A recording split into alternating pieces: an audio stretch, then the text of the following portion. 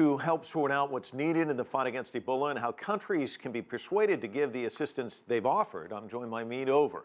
He researches the economics of efficient, effective, and cost-effective health interventions in developing countries at the Center for Global Development. Welcome. You just heard Nick's story. There's a lot being pledged, but pledges and actions there seems to be a disconnect. What more can be done, do you think?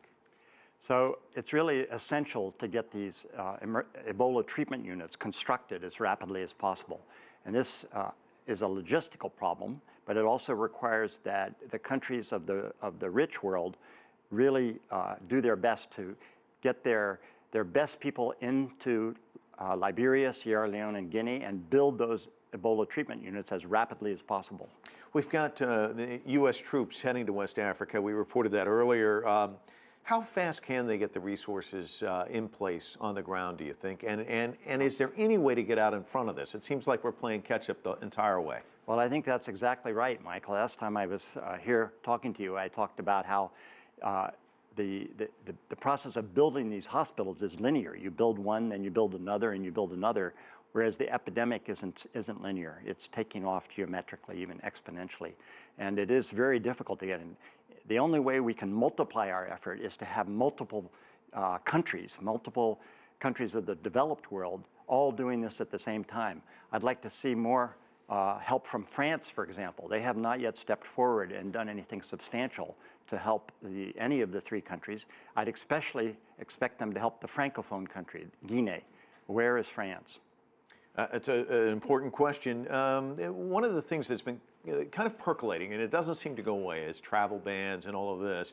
And I know you have strong feelings about that. How do you feel about that? Well, as I've argued from the beginning, we need to be able to have the travel in place so that help can get into the three affected countries, and so that those people who do go to help know that if they need to leave, they can do so.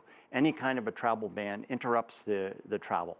The other thing to keep in mind is that Ebola, yes, it's a dangerous disease, but influenza killed 22,000 Americans last year. We know that influenza comes from Asia. New varieties arrive every year. Nobody talks about cutting down all travel to Asia.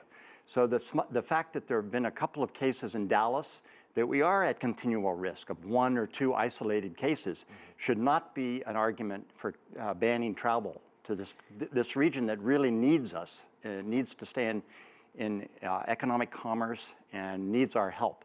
You're talking about needs and economics. Both of those coming up recently. We've got a lot of healthcare workers very unhappy about how much money they're making. They're there on the front lines. These are people within these countries who are exposed to this on a daily basis. I mean, it is a risky profession in many respects. Do you think they have a legitimate complaint there? Well, I've argued from the beginning that it's essential that we protect the health workers and also that we pay them an adequate amount. But I think that the problem is to expand the number of health workers, not necessarily pay the individual health workers more. However, I think in some cases the health workers have been actually working for no payment at all, or the payment that they've been promised hasn't been coming through. These are the kinds of problems that arise in developing countries that don't have their payment systems in order. They arise ordinarily. And now with the Ebola epidemic and all that disruption, they're even more likely to arise. So anything the U.S. and the other donors can do to make sure those checks get to those people is essential. I was just going to say that's where the richer countries can probably fill in the gap, no doubt about it.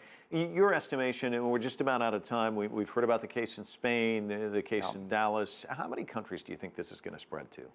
So, you know, I'm not an epidemiologist. There is a rumor that just came out today that possibly Brazil will also have a case. It has a suspected case. We expect a few sporadic outbreaks in the selected countries, but we're not talking about 22,000 deaths as there were from influenza last year. This is still a very small health problem in the developed world. And that's a good point. You hammered it home twice. Thanks so much to see you. Great to see you, Mead. Thanks so much for coming in.